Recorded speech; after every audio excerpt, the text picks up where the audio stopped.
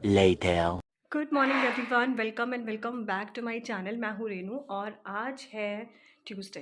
तो मैं बीच में एक एक दिन छोड़ के एक एक दो दो दिन छोड़ छोड़ के व्लॉग बना रही हूँ क्योंकि मेरे को बिल्कुल भी हिम्मत नहीं हो पाती है व्लॉग एडिट करने की, इसी वजह से। तो अभी लड्डू स्कूल जा चुका है, हस्बैंड अभी घर पर ही हैं और मैंने आज बुला रखी है अर्बन कंपनी से अपनी आईब्रोज करवाने के लिए। बहुत बुरा लग रहा है मुझे, इसलिए भी और मन नहीं करता व्लॉग बनाने का क्योंकि मेरी आईब्रोज बहुत ज़्यादा ख़राब लग रही है। गर्ल थिंग मतलब लड़कियों वाली चीज़ें हैं ना, ये सब चीज़ें शायद हो सकता है अगर मेरे ये इस वीडियो को कुछ मेल्स देख रहे हो तो उनको लग रहा हो इतनी कौन सी बड़ी बात है, आईब्रोज के चक्कर में व्लॉग नहीं बना रही, ऐसा सोचेंगे। लेकिन हम लड़कियों के लिए, हम फीमेल्स के लिए बहुत बड़ी बातें होती हैं, तो इसी वजह से। बाकी आप सब कैसे हैं और आप लोगों के कई सवाल हैं जिनके जवाब मुझे देने हैं। आज की वीडियो में जितना हो सकेगा उतना मैं कवर करूँगी, फ़िलहाल इतना ही। अब चाय चढ़ाई हुई है, चाय बनाती हूँ, तब तक अर्बन कंपनी से भी वो आ जाएँगी और फिर आईब्रोज़ बनवा कर और क्लीन अप करवा कर फिर मिलती हूँ आपसे।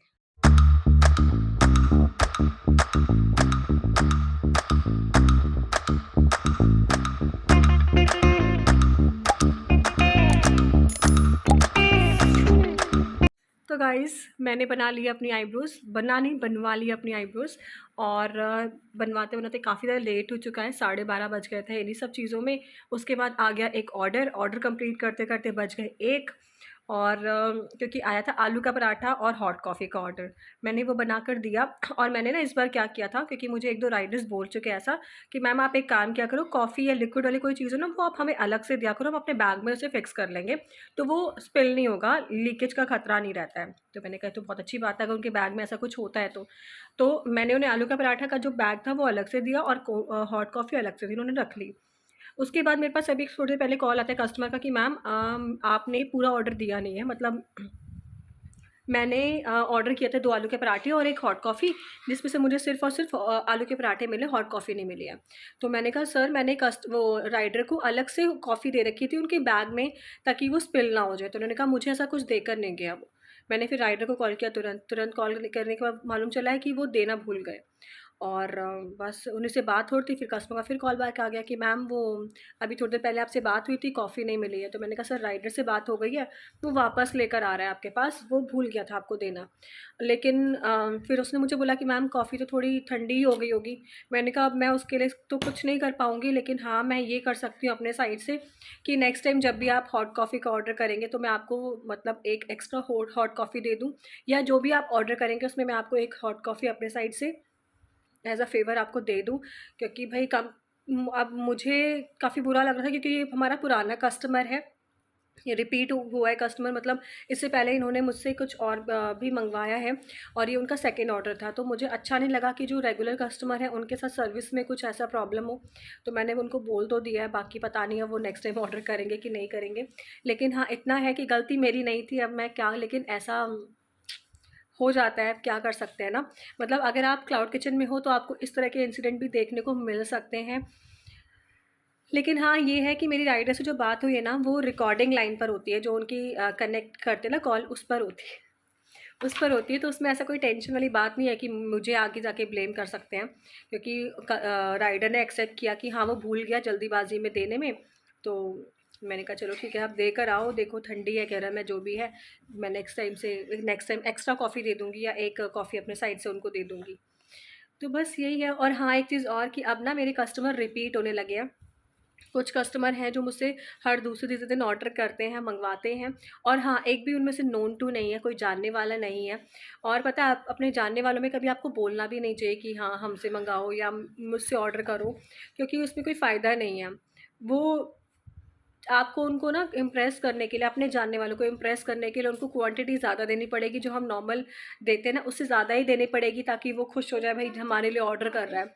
और उसके बाद भी फिर कुछ ना कुछ कमी निकल जाएगी, तो वो हमको मतलब हम डिमोटिवेट हो जाते हैं। तो मुझे लगता है ना अपने किसी नोन टू को तो बिल्कुल नहीं बोलना चाहिए कि भाई मेरे लिए ऑर्डर कर दो या मुझे रेटिंग दे दो, मत करो। आप खुद से करो। आप अगर खाना अच्छा है तो रेटिंग आपको ऑब्वियसली अच्छी मिलेगी। हाँ, सम टाइम 1-2 कस्टमर मिलेंगे ऐसे जो खाना अच्छा होते हुए भी आपको बहुत कम रेटिंग देंगे या बिल्कुल ही 1 स्टार या 2 स्टार देंगे, लेकिन 1-2 से मैटर नहीं करता। आपको जो ज़्यादा जो मिलेगा ना, फिर वो 5 स्टार ही रेटिंग मिलेगी, क्योंकि मेरा ना 5-4 मोस्टली ऐसी ही रेटिंग मिलती है। और मेरा कोई नोन टू नहीं है जो मुझसे ऑर्डर कर रहा है और या मुझे जानता है इसलिए मुझे इतनी रेटिंग दे रहा है। शायद उनको मेरा खाना अच्छा लगता है इसकी वजह से। बस खाने की क्वालिटी को मेंटेन रखना है, खाने को जितना अच्छा हम देख पाएंगे ना उतने अच्छे हमको रेटिंग और रिव्यूज़ मिलेंगे। तो ये तो रही ज्ञान की बात। और मैं अभी तक नहा नहीं पाई हूँ, बज रहा है 1:10। अब मैं जाती हूँ, नहा कर आती हूँ, फिर आपसे मिलती हूँ। 2000 years later.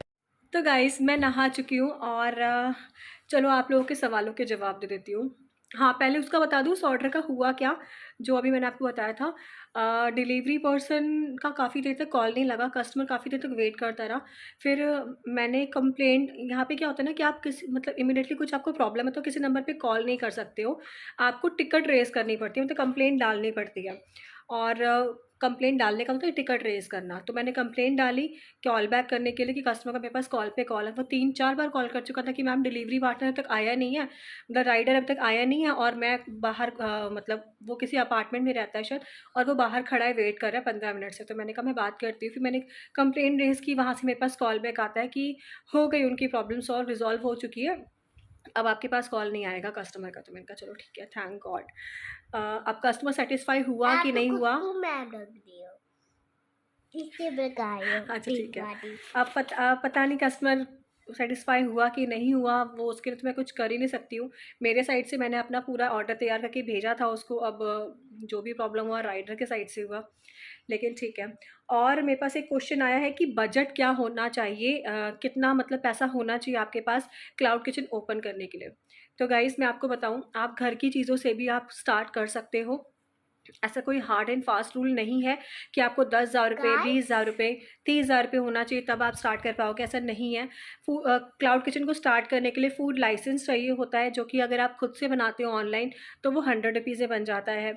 उसके बाद ज़ोमैटो पे आपको रजिस्टर करना पड़ता है, रजिस्टर में सारी के सारे डॉक्यूमेंट फॉर्मेलिटीज़ होती हैं। उसके बाद आपको प्लान चूज़ करना पड़ता है, जो कि 3 प्लान दिए होते हैं, मुझे एग्जैक्ट याद तो नहीं है परसेंटेज, शायद 22, 25, 27% होता है कि आपकी टोटल सेल में से इतना परसेंट ज़ोमैटो रखेगा हर वीक। और ज़ोमैटो में जो पेमेंट आती है ना वो वीकली वीकली आती है, संडे से मंडे का वीक होता है, सॉरी मंडे से संडे का वीक होता है, और उसकी जो पेमेंट आएगी वो कमिंग वेडनेसडे को आएगी। ऐसा होता है। तो जो पेमेंट आएगी ना टोटल, अगर मेरी 1,000 रुपये बनी है तो उसमें से 27% मेरा कमीशन कट जाता है। और वो उस कमीशन के बदले में मुझे क्या सर्विस दे रहे हैं मैं वो भी आपको बता देती हूँ। वो मुझे फ्री फ़ोटो शूट करके देते हैं, प्रोफेशनल फ़ोटो शूट करके देते हैं, जो कि मैंने नहीं करवाया। वैसे मैं चाहती तो मैं प्रोफेशनल फ़ोटो शूट करा सकती थी, लेकिन फिर उसमें ये होता है ना, है तो वो प्रोफेशनल फ़ोटो शूट, उसमें कई सारी एडिटिंग होती है और उसके बाद जाके वो हमारी मेन्यू में वो ऐड होता है, ठीक है? तो उसमें क्या था ना कि मुझे प्रोफ़ेशनल नहीं चाहिए था, मुझे रियल चाहिए था। जो चीज़ जैसी दिखती है एज़ इट इज़ आप लोगों को मैं वो चीज़ भेजूँ, क्योंकि देखो ऐसा होता है कि कस्टमर फ़ोटो देख के कुछ मँगाता है और मिलता फिर कुछ है तो वो सैटिस्फ़ाई नहीं हो पाता, राइट?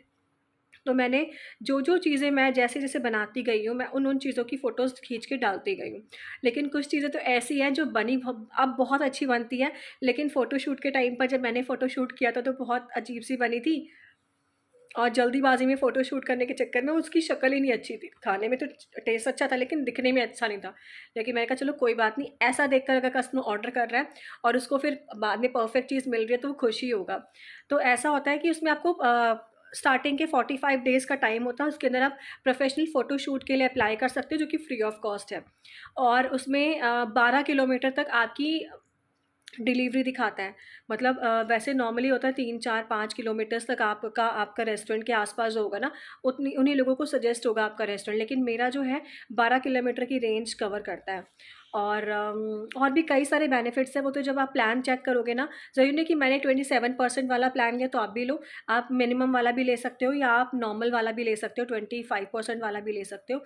वो आप बेनिफिट देखना, आपको क्या बेनिफिट्स चाहिए उसके अकॉर्डिंगली होता है।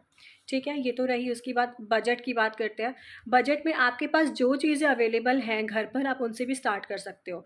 जैसे कि आप नॉर्मल घर की थाली शुरू कर सकते हो, इसमें घर का दाल, राइस, रोटी, सब्ज़ी कोई, वो हो गया या जो भी आप घी रोटी तो जो भी चीज़ आप इजीली मतलब कस्टमर को बना के जल्दी जल्दी दे सकते हो, टेस्ट में भी अच्छा हो, क्वालिटी भी अच्छी हो, वो चीज़ से भी आप स्टार्ट कर सकते हो।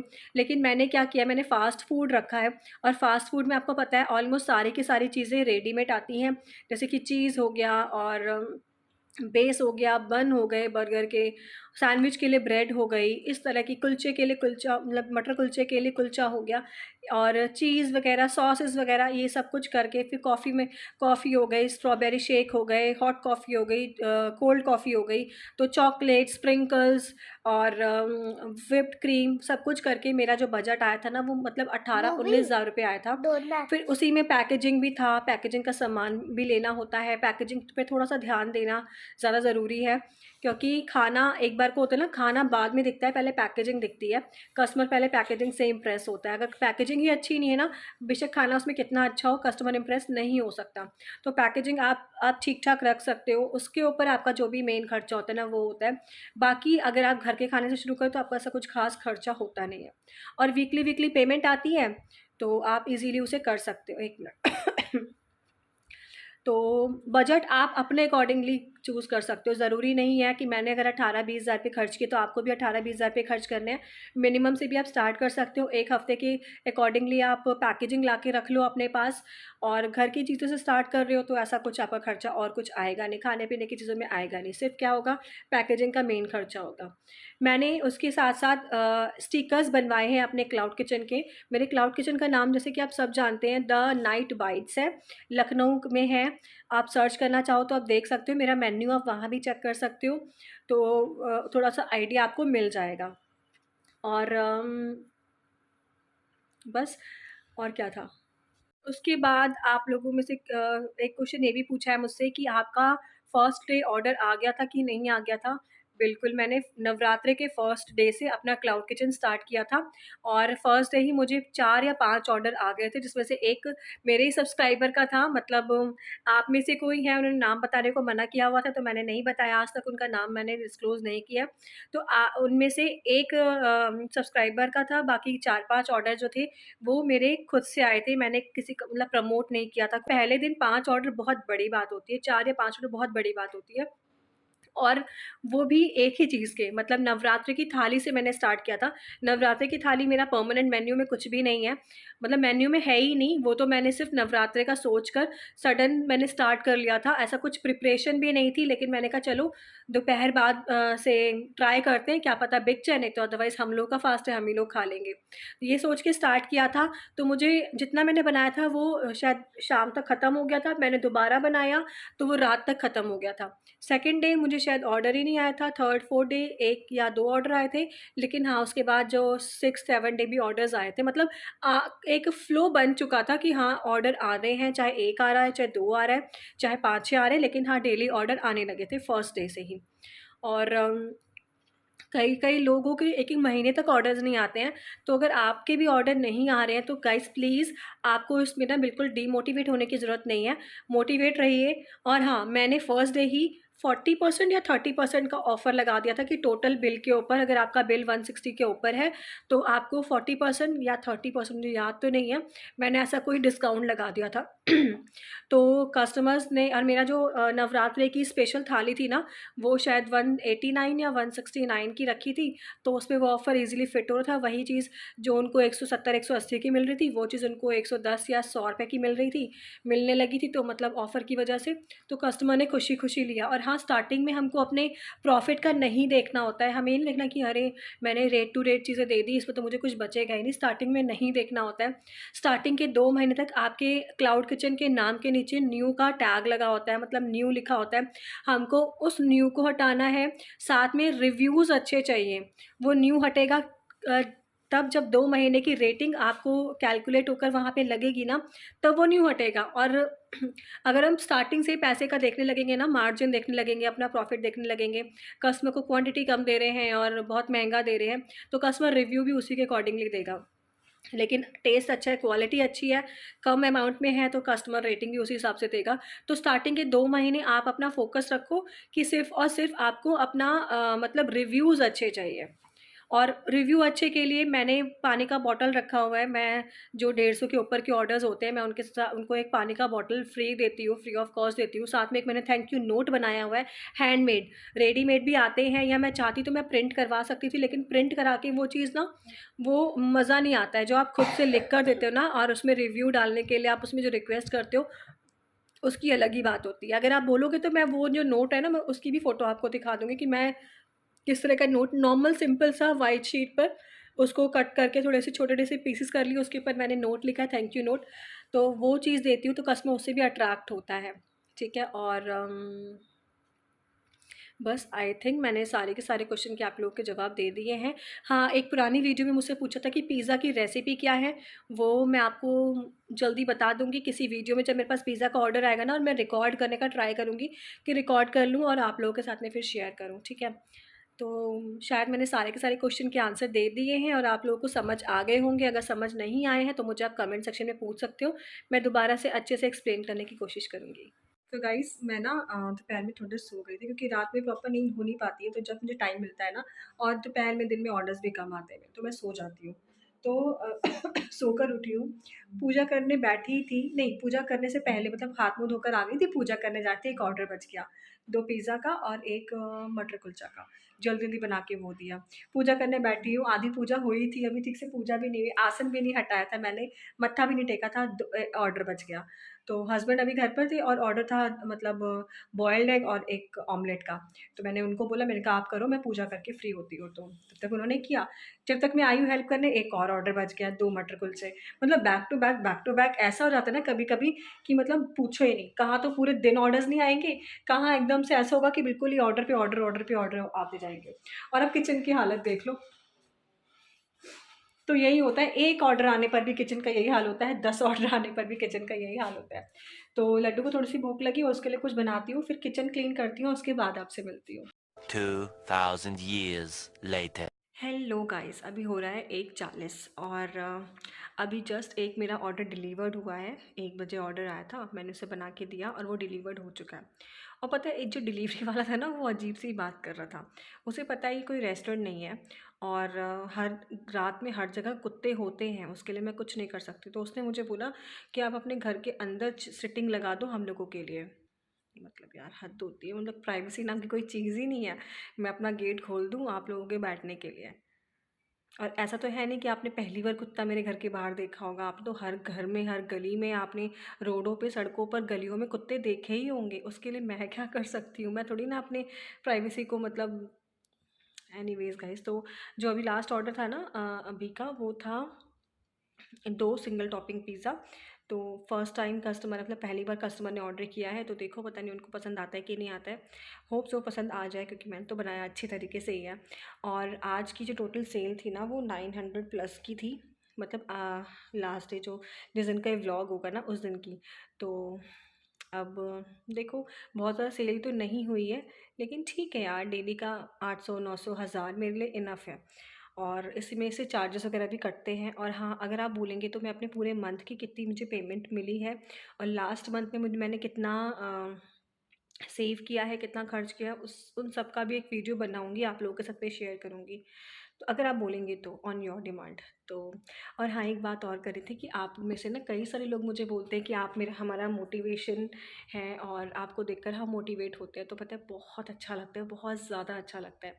मतलब एक होता है ना, किसी का मोटिवेशन बनना बहुत बड़ी बात होती है। तो बस इसीलिए। और अब मैं इस वीडियो को एडिट कर लेती हूँ, क्योंकि कल मेरे को टाइम नहीं मिलेगा वीडियो एडिट करने का, क्योंकि कल है मेरी किटी। तो हम लोग कल किटी में जाएंगे, दोपहर में जाएंगे। जितनी देर के लिए बाहर रहूँगी, उतनी देर के लिए क्लाउड किचन अपना बंद ही रखूँगी। और फ़िलहाल के लिए बस। तो अब आपसे मिलती हूँ कल, या जब भी नए व्लॉग में मिलती हूँ, जब भी आएगा। मतलब आपसे मिलती हूँ एक जल्दी ही एक नए व्लॉग के अंदर। तो तब तक के लिए bye bye and take care.